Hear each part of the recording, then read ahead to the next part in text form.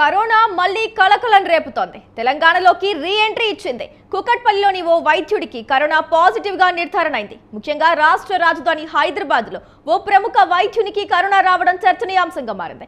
2 రోజులుగా జ్వరంతో బాధపడుతున్న సదరు వైద్యుడికి RT-PCR టెస్ట్ చేయించగా కరోనా పాజిటివ్ వచ్చింది. దీంతో రాష్ట్ర వైద్యారోగ్య శాఖ కరోనా వ్యాప్తి చెందకుండా కట్టుదిట్టమైన చర్యలు చేపట్టింది. కరోనా సోకిన వైద్యుడిని క్వారంటైన్ లో ఉంచి అతడి కుటుంబ సభ్యులందరికీ కరోనా పరీక్షలు నిర్వహించినట్టు మేడ్చల్ జిల్లా వైద్యారోగ్య శాఖ అధికారి డాక్టర్ ఉమా గౌరీ తెలిపారు. బాధిత వైద్యుడు ఇటీవల కలిసిన వారి జాబితాను సేకరించి వారికి కూడా కరోనా టెస్టులు చేస్తున్నారు. ఈ చర్చల ద్వారా వైరస్ మరింత వ్యాప్తి చెందకుండా నియంత్రించేందుకు ప్రయత్నిస్తున్నారు.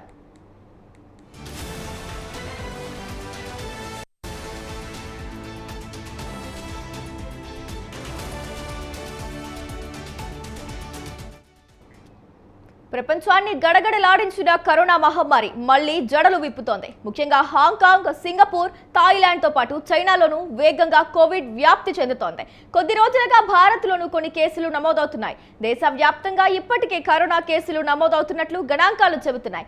వారిలో అధికంగా కేరళ, తమిళనాడు, మహారాష్ట్ర, కర్ణాటక, పుదుచ్చేరిలలో కరోనా కేసులు అధికంగా నమోదవుతున్నాయి. తాజాగా కూకట్పల్లిలో ఓ వైద్యుడికి కరోనా సోకడం ఆందోళన కలిగిస్తోంది. ఆసియా దేశాల్లో ప్రస్తుతం వైరస్ వ్యాప్తికి JN వేరియంట్, దాని ఉపకారాలే కారణంగా అధికారులు చెబుతున్నారు.